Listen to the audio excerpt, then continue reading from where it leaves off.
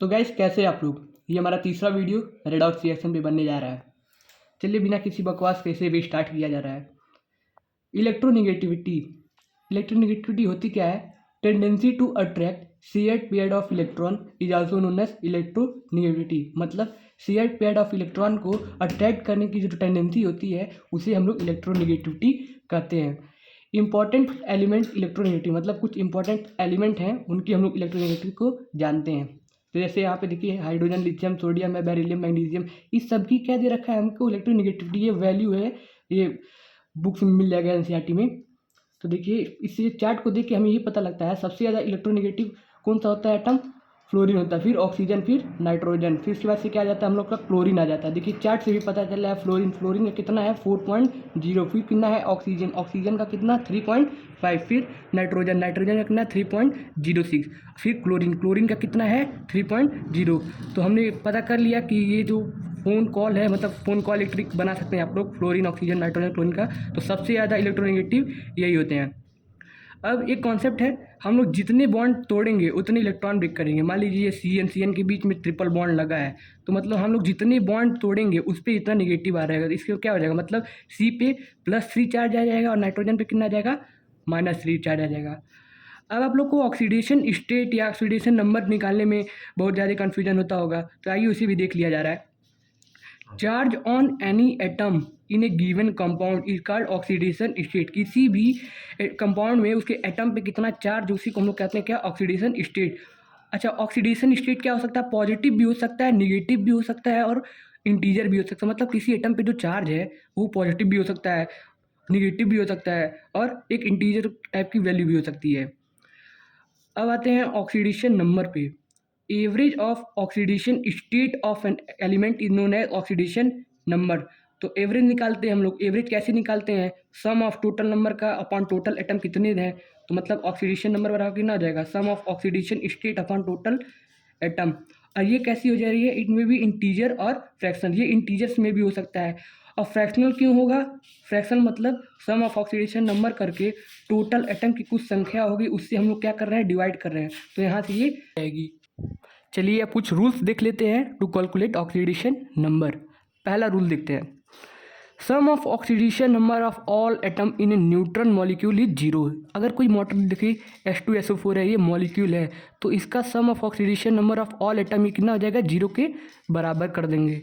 दूसरा rule, sum of oxidation number of all atom in anion will be equal to the charge present in it. मतलब कोई भी anion या cation रहेगा तो उसके ऊपर जो चार्ज प्रेजेंट रहेगा वही उसका ऑक्सीडेशन नंबर हो जाएगा। मान लीजिए जैसे SO4 है -2 है तो इसका ऑक्सीडेशन नंबर कितना जाएगा, -2। और तीसरा rule, in A free molecule oxidation number of element will be 0। मतलब किसी भी फ्री मॉलिक्यूल्स में उसका ऑक्सीडेशन नंबर 0 जा रहा है। मान लीजिए एसिड दे रखा है, ये भी फ्री मॉलिक्यूल्स है, किसी एटम से जुड़ा नहीं, तो ये क्या हो गया, फ्री मॉलिक्यूल। तो फ्री मॉलिक्यूल में ऑक्सीडेशन नंबर क्या होता है हमारा, 0 होता है। P4 भी किसी एटम से जुड़ा है, नहीं जुड़ा है, तो इसका भी ऑक्सीडेशन नंबर क्या आ जाएगा, 0 हो जाएगा।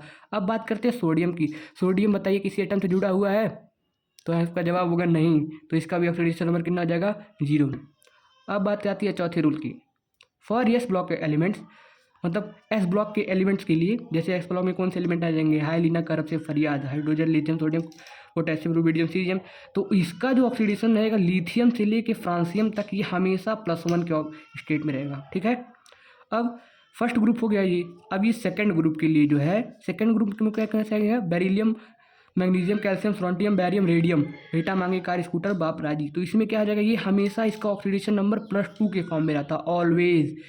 अब तीसरा मतलब ये दिख रही है थर्ड ग्रुप में, बाल गीत वाले में, तो बाल गीत इसमें हमेशा ऑक्सीडेशन नंबर कितने रहेगा, हमेशा +3 के फॉर्म में रहेगा। अब बात आती है हाइड्रोजन से। हाइड्रोजन मान लीजिए अगर किसी एलिमेंट से जुड़ा है और वो एलिमेंट अगर मेटल्स है, तो जो हाइड्रोजन पे चार्ज आएगा वो -1 का चार्ज आएगा। और अगर हाइड्रोजन किसी नॉन मेटल से जुड़ा हुआ है तो बॉन्ड ब्रेक होगा तो हाइड्रोजन पे प्लस चार्ज आएगा और नॉन मेटल ज़्यादा प्रोसीड करेगा। ठीक है, अब बात आती है oxidation number range for D block. मतलब डी ब्लॉक के कुछ एलिमेंट जैसे हैं उनका ऑक्सीडेशन नंबर कितने की रेंज में रहेगा। तो स्कैनेडियम का +3, टाइटेनियम का 2 से लेकर 4 तक इसका ऑक्सीडेशन नंबर का रेंज होता है। और वैनेडियम का 2 से 5 तक की रेंज में रहता है। क्रोमियम का 2 से 6, मैंगनीज का 2 से 7 तक का रेंज होता है। उसे आप लोग रटने की ज़रूरत नहीं है, जब ये आप वैलेंस इलेक्ट्रॉन लिखेंगे लास्ट के सेल का तो वही उसका हो जाएगा। फेरस का कितना हो जाएगा 2 से 5 तक का, कोबाल्ट का 2 से 4 तक का, निकल का 2 से 4, कॉपर का 1 से 2, जिंक का 2। अब बात आती है एक नोट पॉइंट है, इसे आप लोग याद रखिएगा। Stable oxidation number of ferrous at room temperature is +2 and +3 only. जो ऑक्सीडेशन नंबर होता है आयरन का एट रूम टेम्परेचर पे वो हमेशा +2 और +3 के फॉर्म में रहता है केवल। अब बात आती है क्रोमियम की और फेरस की। में क्रोमियम और फेरस क्या हो सकते हैं +1 ऑल्सो इन स्पेशल, मतलब कुछ केसेस में जो क्रोमियम और फेरस हैं ये +1 भी होते हैं कुछ स्पेशल केस पे। अगर वो केस अभी आगे आ रहा है तो हम आपको बता देते हैं। और कुछ अगर इंपॉर्टेंट डी ब्लॉक एलिमेंट हैं जिनका क्वेश्चंस में ज़्यादा यूज़ आता है, क्रोमियम हो गया, वैनेडियम हो गया, मैग्नीशियम हो गया, आयरन हो गया, तो इसका रेंज आपको जबान पे याद होनी चाहिए। क्रोमियम का 1 से 6 तक का रेंज होता है और वैनेडियम का 2 से 5 तक का रेंज होता है। अब मैग्नीशियम का क्या होता है 2 से 7 तक का रेंज होता है और Fe का कितना होता है 1 से +6 तक का रेंज होता है। अब आइए किसी एग्जांपल लेके समझा देते हैं। मान लीजिए CO2 है, इसका हमको क्या निकालना है, इसमें मान लीजिए हमको कार्बन का ऑक्सीडेशन नंबर निकालना है, तो जिसको निकालना है उसको x मान लीजिए। ऑक्सीजन का कितना होता है -2 और कितने ऑक्सीजन है 2 ऑक्सीजन है, तो -2 × 2 कितना हो गया -4 हो गया, बराबर 0 कर दीजिए। सब किसी भी न्यूट्रल मॉलिक्यूल पे कितना हो जाएगा 0, तो x की वैल्यू क्या आ गई 4, मतलब कार्बन का ऑक्सीडेशन नंबर कितना होगा 4 होगा। होप कि अभी समझ में आया होगा। अब बात आती है concept for oxygen. Oxygen generally जो है -2 होता है। देखिए उस अभी क्वेश्चन में यूज हुआ है CO2 में, तो कार्बन का हम लोग x माने थे, ऑक्सीजन का -2 होता है और कितने ऑक्सीजन है 2 ऑक्सीजन है, तो कितना हो जाएगा -2 × 2 -4 बराबर 0। तो x की वैल्यू क्या आई थी 4, तो x क्या था वहाँ पे कार्बन का ऑक्सीडेशन नंबर था। तो जो ऑक्सीजन होता है हमेशा जनरली -2 होता है, लेकिन जब उसमें पेरोक्साइड की लिंकेज हो जाती है तो वहाँ पे उसका -1 होता है। और -1/2 कब होता है सुपर ऑक्साइड के केस में। आइए कुछ एलिमेंट हैं जिन्हें आपको रटना पड़ेगा। यानी O2 हो गया, KO2 हो गया, RbO2 हो गया, सीजियम ऑक्साइड हो गया, मतलब ये इनके ये ऑक्साइड्स हैं वही सुपर ऑक्साइड्स कहलाते हैं। -1/2 ठीक है।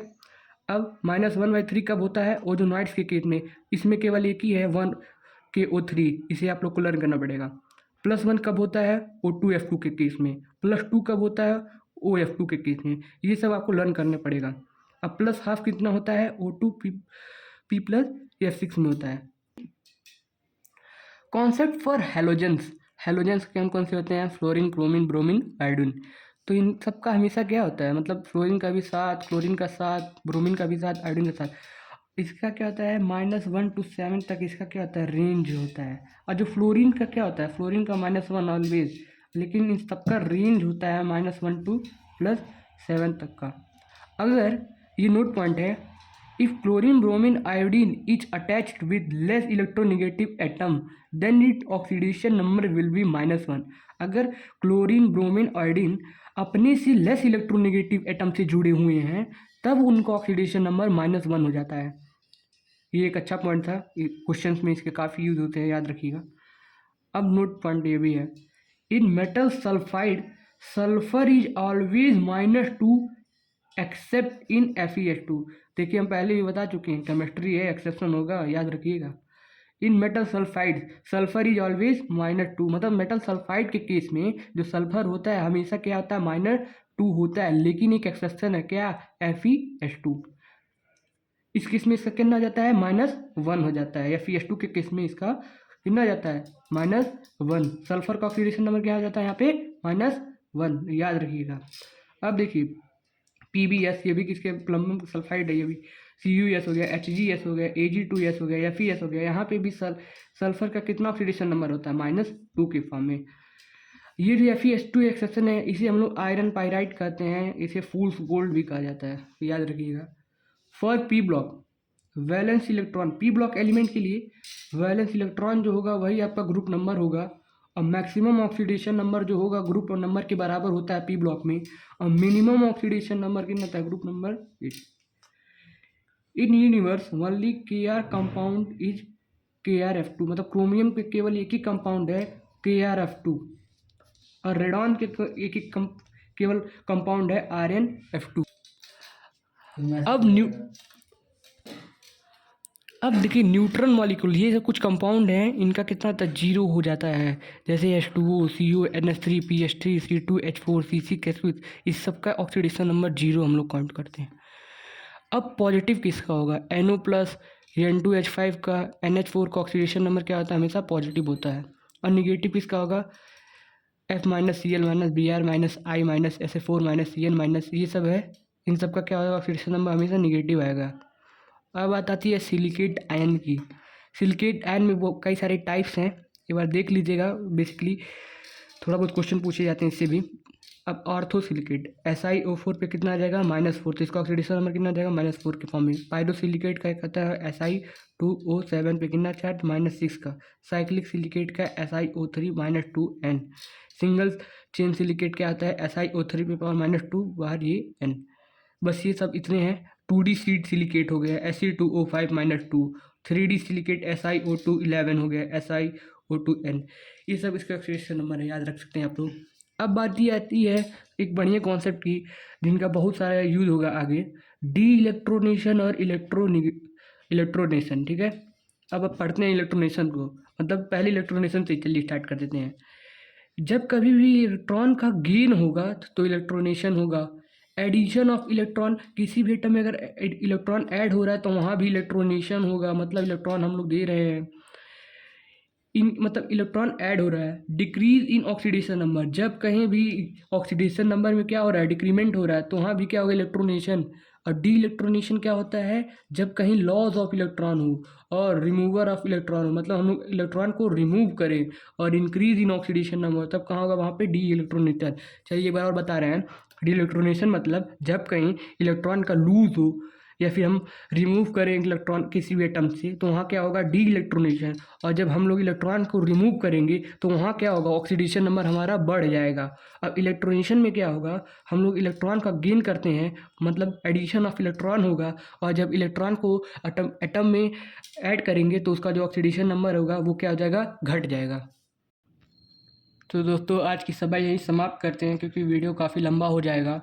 तो आगे का लेक्चर्स मतलब पार्ट 2 में मैं बनाऊंगा रेडॉक्स रिएक्शन को कैसे बैलेंस करते हैं, और भी कई टॉपिक्स आपके जैसे होंगे, disproportionation reaction, comproportionation reaction, ये सब पहचानने का तरीका बताएंगे। और उसी के मदद से हम लोग क्या करेंगे, रेडॉक्स रिएक्शन की बैलेंसिंग को सीखेंगे। तो ये हमारा पार्ट 1 था दोस्तों। ज़्यादा से ज़्यादा सब्सक्राइब करिए, लाइक करिए, शेयर करिए, जिससे आपके भाई को मोटिवेशन रहे और ये ऐसे वीडियो बनाता रहे। धन्यवाद।